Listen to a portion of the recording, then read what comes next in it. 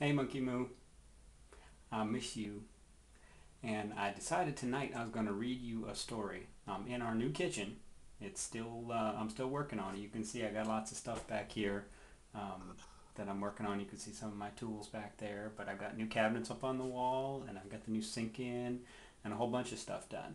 But I still got a lot of work to do, so I got to get busy and get finished so you guys can come home.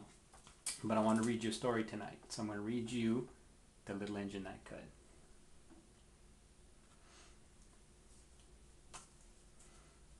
Here we go. Chug, chug, chug.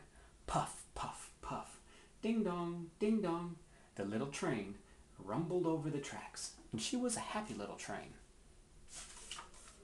for she had such a jolly load to carry.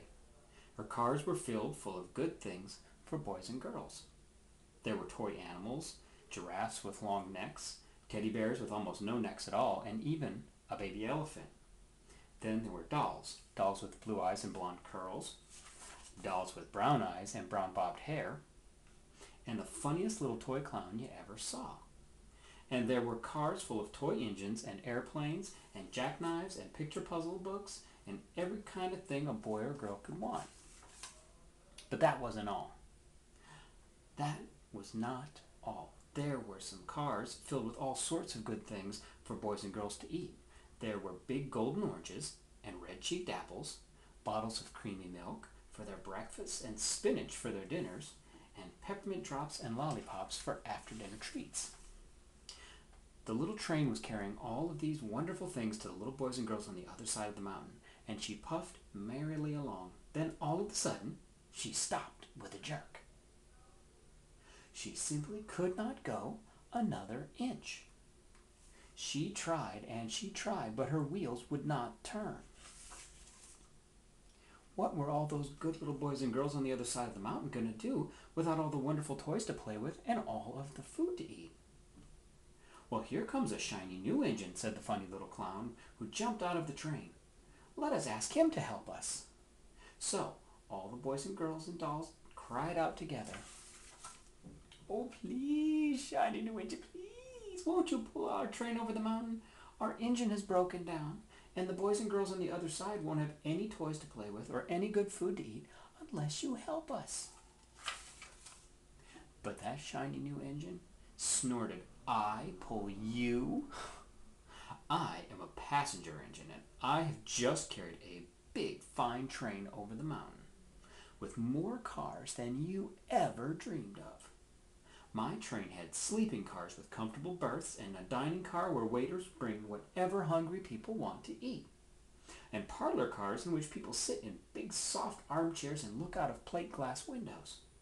I pull the likes of you? I think not." And off he steamed to the roundhouse. That's where train engines live when they're not busy. How sad the little train and all the dolls and toys felt. Then the little clown called out, "The passenger engine is not the only train. It's not the only one in the world. Here's another engine coming, a great big strong engine. Let's ask him to help us." The little toy clown waved his flag, and a big strong engine came to a stop. "Oh, please, please, big engine," cried all the dolls and toys together. "Won't you please pull our train over the mountain? Won't you? Our engine is broken down, and the good little boys and girls on the other side won't have any toys to play with or any good food to eat unless you help us."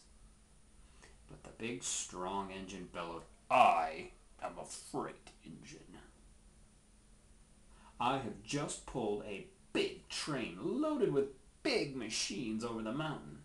The machines print books and newspapers for grown-ups to read. I am a very important engine indeed. I won't pull the likes of you." And the freight engine pulled off indignantly to the roundhouse. The little train and all the dolls and toys were very sad. "Cheer up," cried the little clown. "The freight engine isn't the only train in the whole world. Here comes another one. He looks very old and very tired, but our little train is so small, perhaps he can help us out. So the little toy clown waved his flag, and the dingy, rusty old train stopped. "Please, kind engine," cried all the dolls and toys together, "won't you please pull our train over the mountain? Our engine is broken down, and the little boys and girls on the other side won't have any toys to play with or any good food to eat unless you help us." But the rusty old engine sighed, "I'm so tired. I must rest my weary wheels. I cannot pull even so little a train as you. I cannot. I cannot. I cannot." And off he rumbled to the roundhouse, chugging, "I cannot. I cannot. I cannot." Then, indeed, the little train was very, very sad, and the dolls and the toys were ready to cry. But the little clown called out, "Here's another engine coming. A little blue engine. A very little engine, but maybe she'll help us." The very little engine came chug, chug, chugging merrily along, and when she saw the little toy clown's flag, she stopped quickly. "What's the matter, my friends?"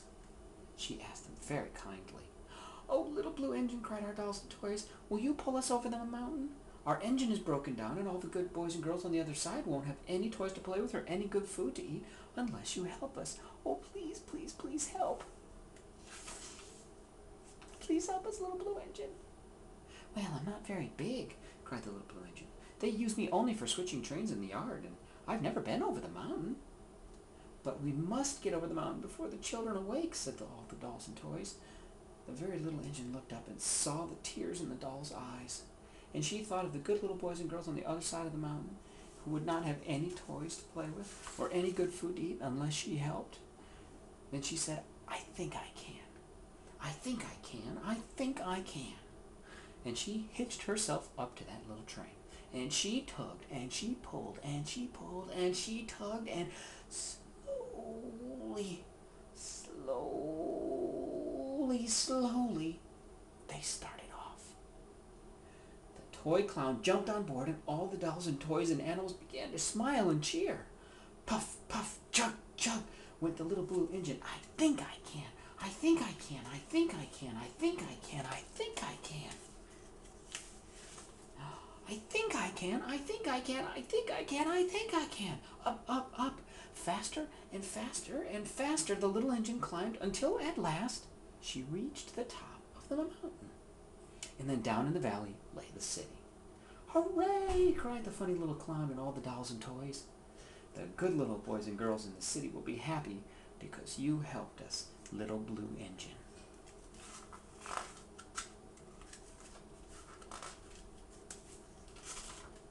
And the little blue engine smiled and seemed to say as she puffed steadily down the mountain, "I thought I could. I thought I could. I thought I could. I thought I could. I thought I could. I thought I could." The end. I love you, sweetheart.